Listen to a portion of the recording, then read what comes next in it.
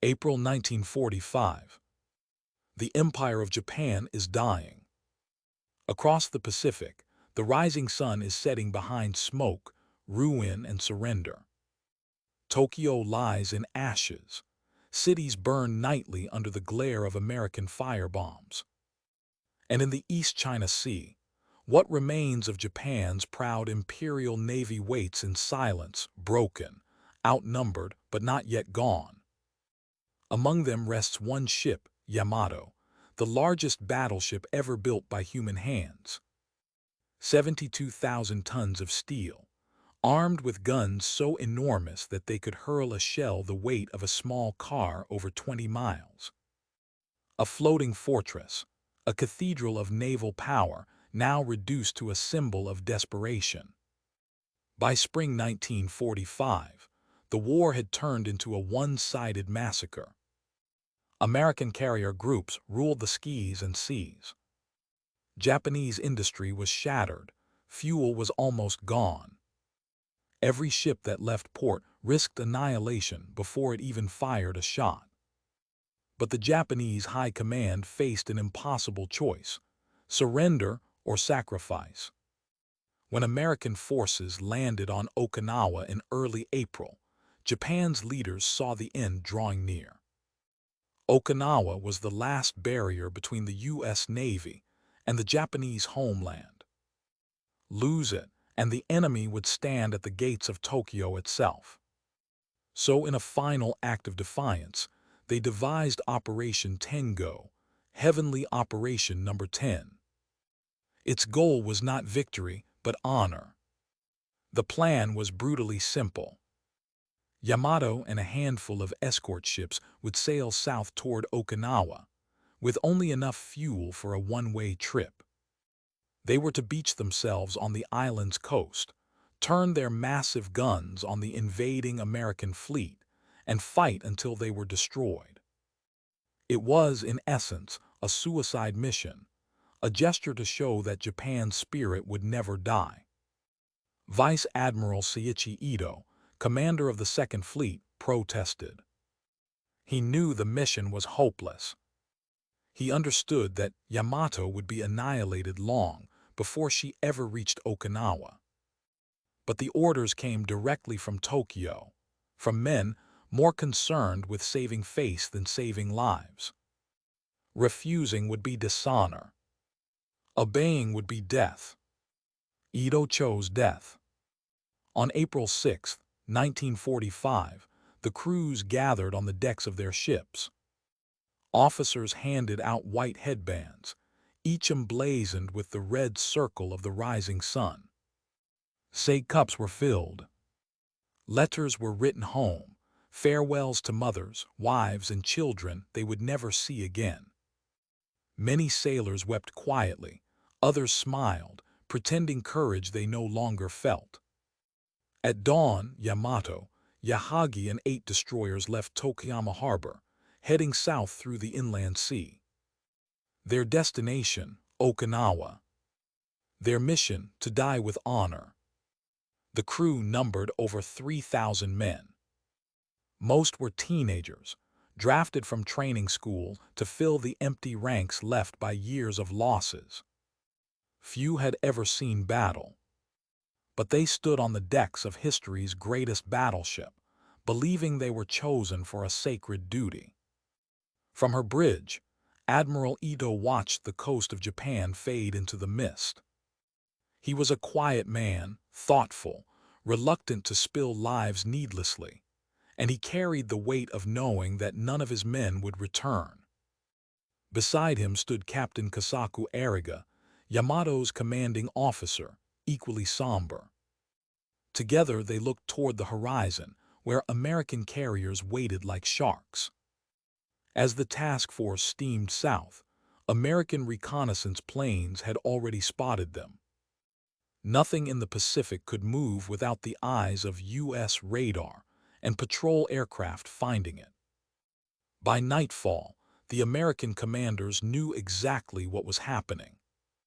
They recognized the pattern, a suicide run. Admiral Raymond Spruance, commanding the Fifth Fleet, immediately launched preparations. He would not allow Japan's last great ship to come within gun range of Okinawa. Back aboard Yamato, life settled into a strange calm. Sailors polished brass, cleaned guns, and prayed to the spirits of their ancestors. In the mess halls, rice rations were thin, the last they would ever eat.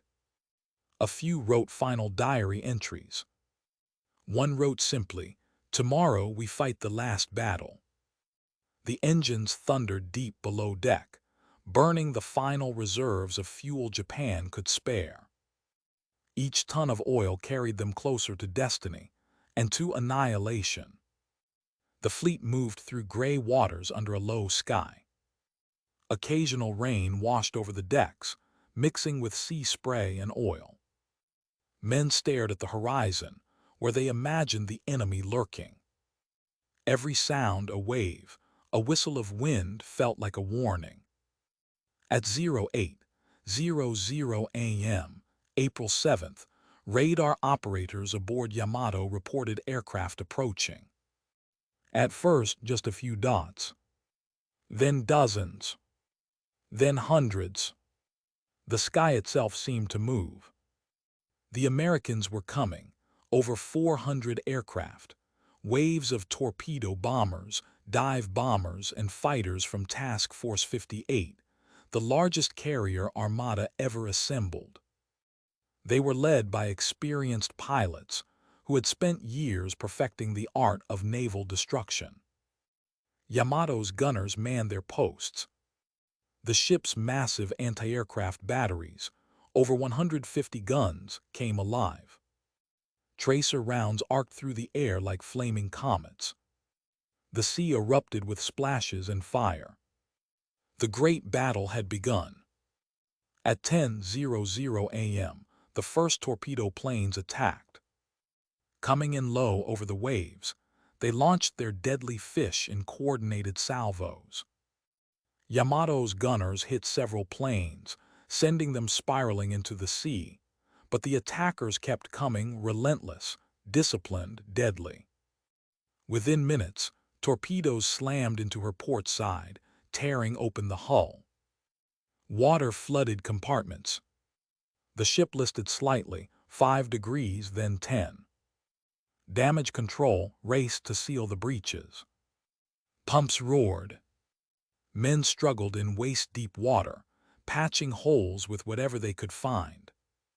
But even as they worked, the second wave descended.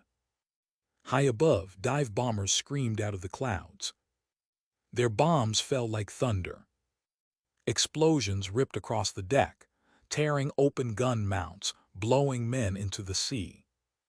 Flames engulfed the midsection. Shrapnel tore through steel and flesh alike. Yet Yamato fought back. Her big guns, the monstrous 18-inch batteries, fired upward in defiance, each blast shaking the entire ship. Shells burst in the sky like miniature suns, momentarily scattering the attackers. But the Americans were too many, too fast, too well-trained. By 10:30 a.m., Yamato was taking on more water than her pumps could handle. Her escort cruiser Yahagi had already been hit and lay dead in the water, smoke pouring from her decks. One by one, the destroyers around her were crippled or sunk. The sea around them boiled with fire. Still, Admiral Ito refused to retreat. He ordered the fleet to continue south, toward Okinawa, even as they sank. He knew they would never reach it. But to turn back would mean dishonor. The men continued to fight. Some cheered each time a plane was shot down, shouting Banzai, as burning wrecks splashed into the sea. Others prayed silently, clutching photos of loved ones. At 11:00 a.m., another torpedo hit. Then another. Yamato began to list sharply, 15 degrees 20. The horizon tilted. Equipment rolled across the deck. Still she refused to die. Inside the control tower, Captain Arriga gave the order. All hands stand by to abandon ship. But there was nowhere to go. Outside, American aircraft circled for the kill. They had been attacking for over 2 hours, and yet Yamato still floated defiant, wounded, magnificent. It was said that even as she burned, she looked beautiful, a glowing titan from another age. The next wave would finish her. The sky above the East China Sea darkened with smoke. Yamato, once the pride of the Imperial Japanese Navy, was dying. Her hull bled fire and oil. Her crew, 3,000 souls, fought not for victory but for meaning. Every man aboard knew that history itself was watching their final hours. At 11:05 a.m., the next wave of American planes struck. Torpedo bombers swept in from both sides, a deadly pincer attack. The first torpedoes slammed into the starboard hull. Seconds later, another string of hits hammered her port side. The ship shuddered violently. Below deck, compartments collapsed, men drowned where they stood. Bulkheads groaned like dying beasts as seawater rushed in. The mighty Battleship, which had survived the greatest naval bombardments of the war, was now fatally wounded. Admiral Seiichi Ito, standing on the bridge, remained calm.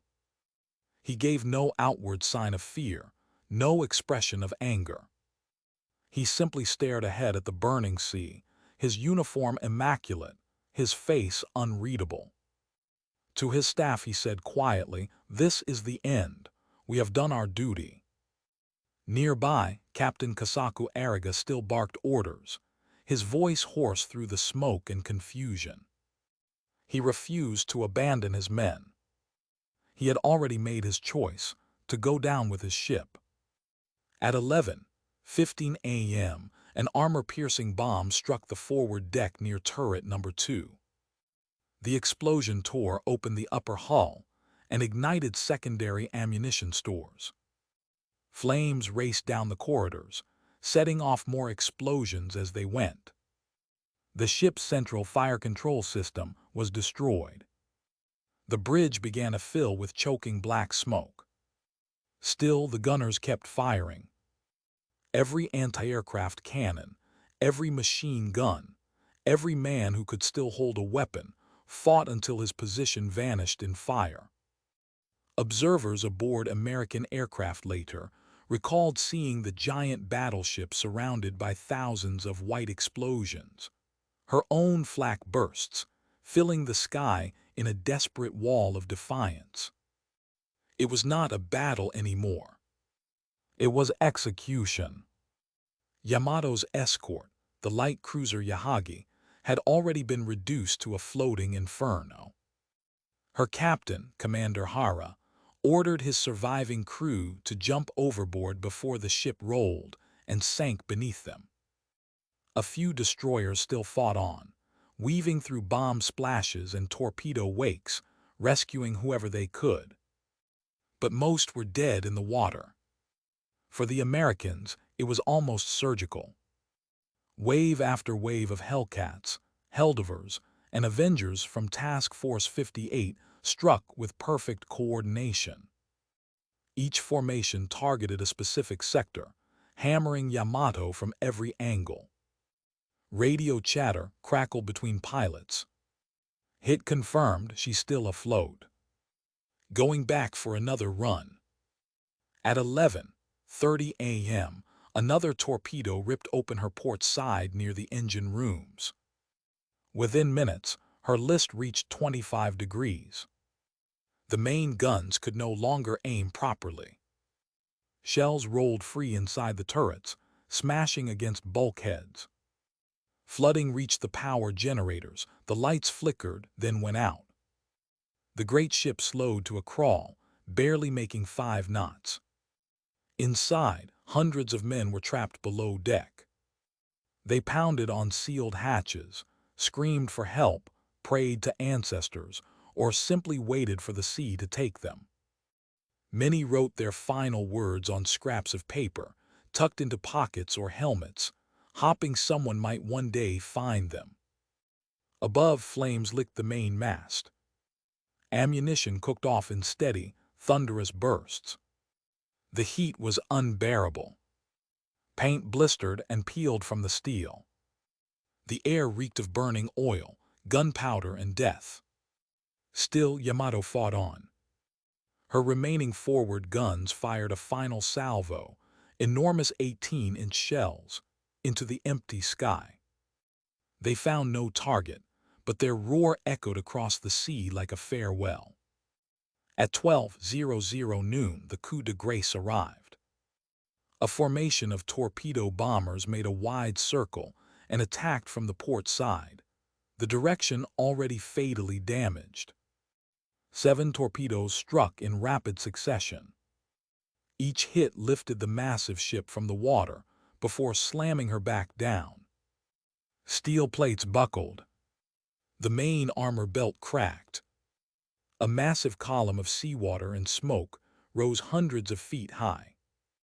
Inside the engine rooms, men were vaporized where they stood. The ship now listed more than 30 degrees. The deck tilted like the side of a mountain. Men slid into the sea as water surged across the bow. Captain Ariga ordered the scuttling valves opened, ensuring the ship would sink rather than be captured. But before the order could be carried out, disaster struck. A final bomb penetrated near the forward magazine.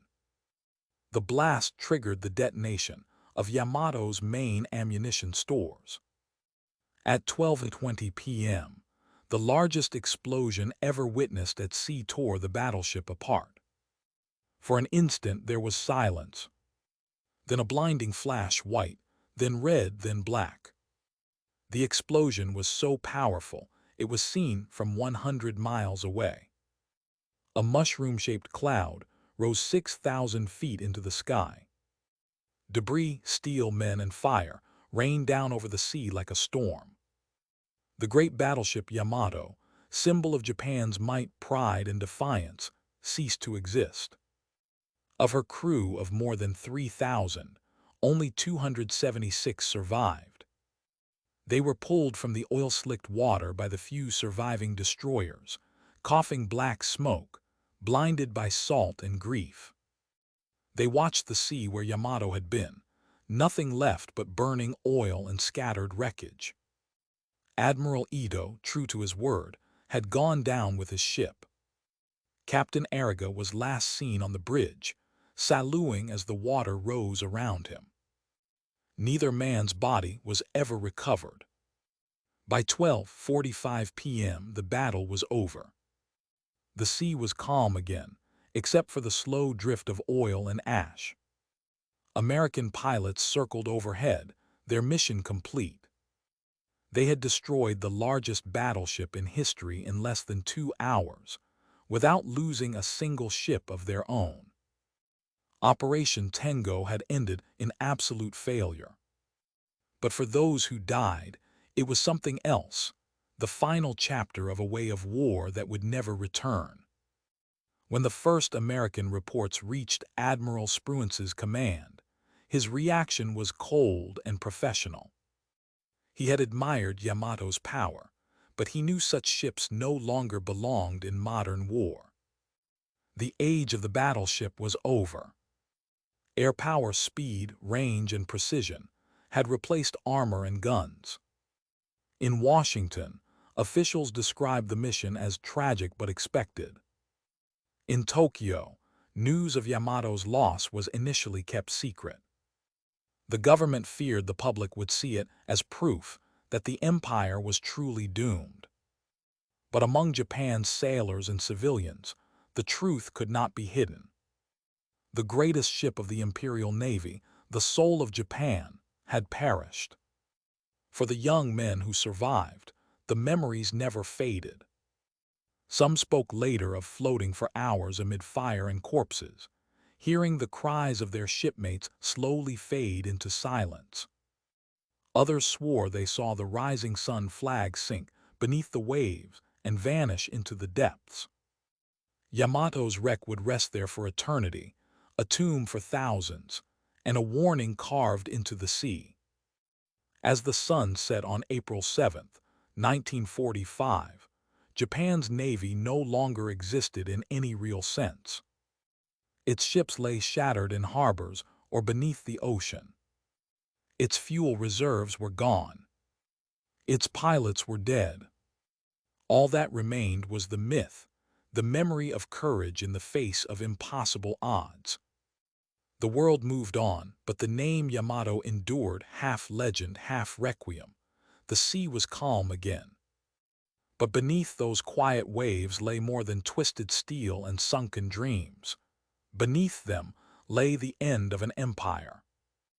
The loss of Yamato was not just the destruction of a ship. It was the destruction of an idea, the idea that sheer size, power, and courage could defy the tide of modern war.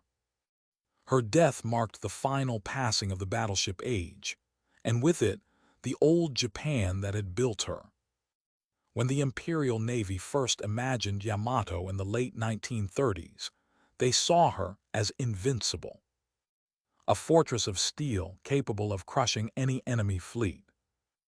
In a world before radar and jet aircraft, such confidence seemed justified. Her 18-inch guns could sink anything that floated. Her armor was thicker than any shell designed to pierce it. And yet, less than 5 years after she was completed, she was gone, erased by planes no heavier than her anchor chains. Technology had outrun tradition. Air power had rendered her kind obsolete before her first battle even began. In the days after the sinking, Japanese radio made no mention of Yamato's fate. The public was told only that she had fallen gloriously in battle. The truth that she was annihilated in 2 hours was too painful, too symbolic to admit. Among the Navy, the loss struck like a hammer. Officers wept openly.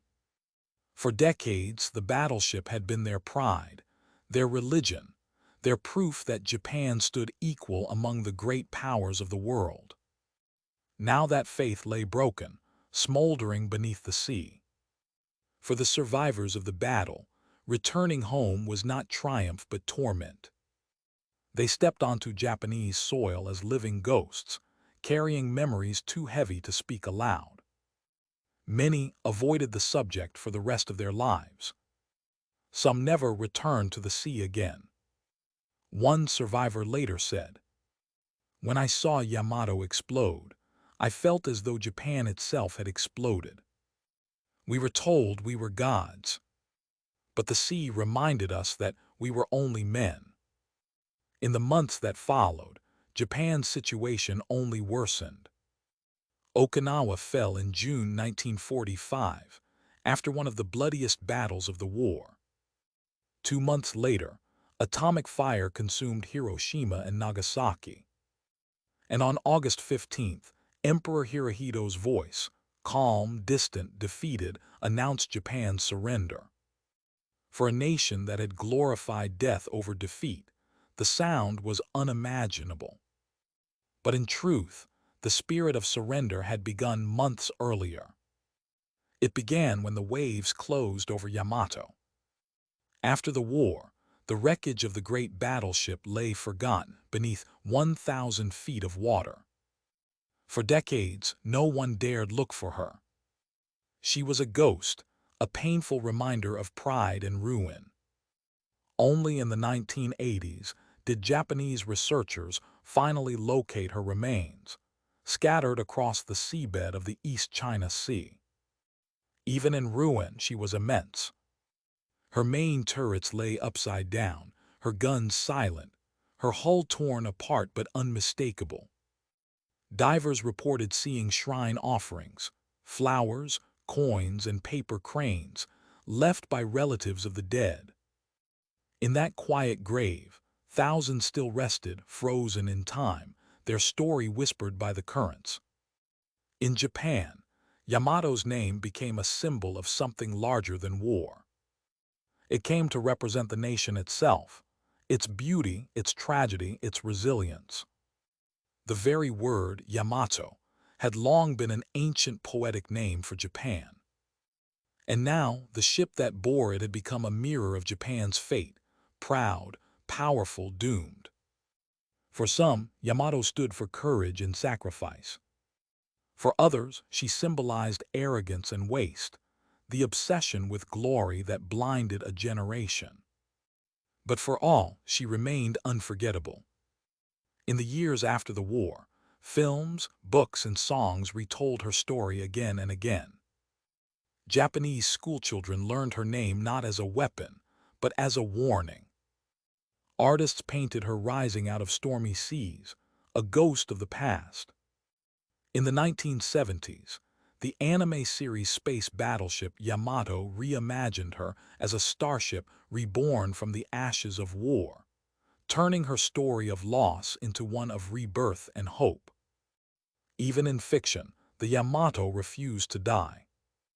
For historians, Operation Tengo remains one of the most extraordinary episodes of the Pacific War.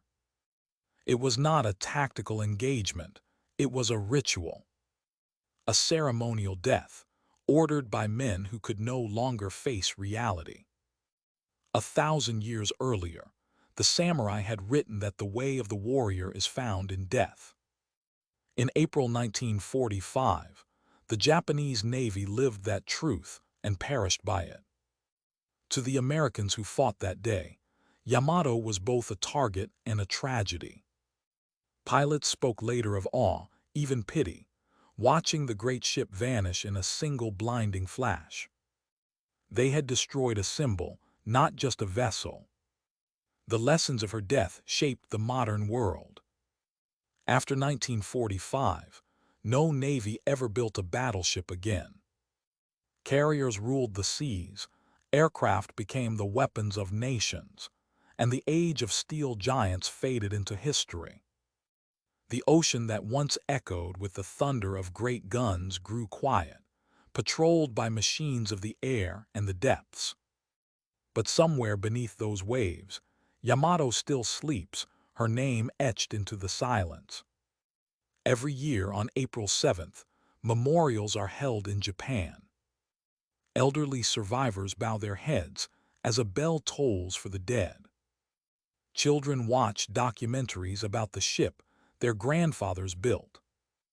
At the Kure Maritime Museum, the Yamato Museum, a vast model of the battleship stands in the center hall, towering above visitors. It is not there to glorify war. It stands as a reminder that pride without reason leads only to ruin. In one glass case sits a small artifact recovered from the wreck.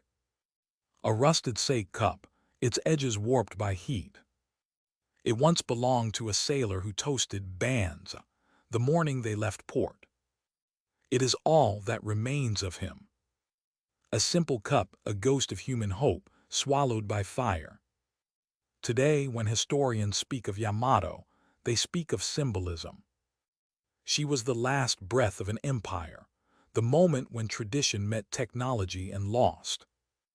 Her destruction was both tragic and inevitable, a collision between two worlds, old and new. The wave that sank her swept away centuries of belief in the invincibility of steel and courage. And yet, even in her end, she achieved immortality. Her name became a lesson that transcended nations and generations. As the sun sets over the East China Sea, the water glows red in the dying light.